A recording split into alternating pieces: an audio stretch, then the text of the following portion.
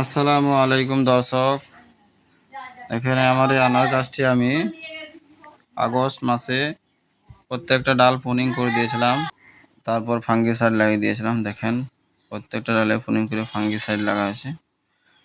প্রত্যেকটা ডাল আমি প্রুনিং করেছিলাম। আর আপনারা দেখতেই পাচ্ছেন প্রত্যেকটা ডাল থেকে নতুন নতুন ব্রাঞ্চ বের হচ্ছে। জালি পাতা দেখতে পাচ্ছেন, দুটো তিনটে করে একটি ডালে বের হচ্ছে।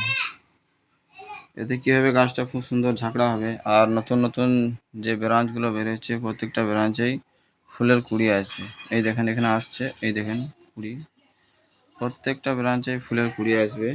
এটা হচ্ছে আজকে হচ্ছে সেপ্টেম্বর মাসের 11 তারিখ। তো গাছে সঠিক যত্ন পরিচর্যা নিলে অবশ্যই ফলন পাওয়া যাবে, অবশ্যই লাভ আছে। তো আপনারা সঠিক যত্ন পরিচর্যা করবেন। অনেকেই গাছ লাগিয়ে রেখে দেয়, যে সময়ে প্রুনিং করা, সময়ে খাবার দেওয়া, এইগুলো করে না। তারপরে বলে যে আমার গাছে গাছ লেগেছে কিন্তু ফল ধরে না। এটা ভুল কথা। গাছের সঠিক পরিচর্যা করুন, অবশ্যই ফলন পাবেন।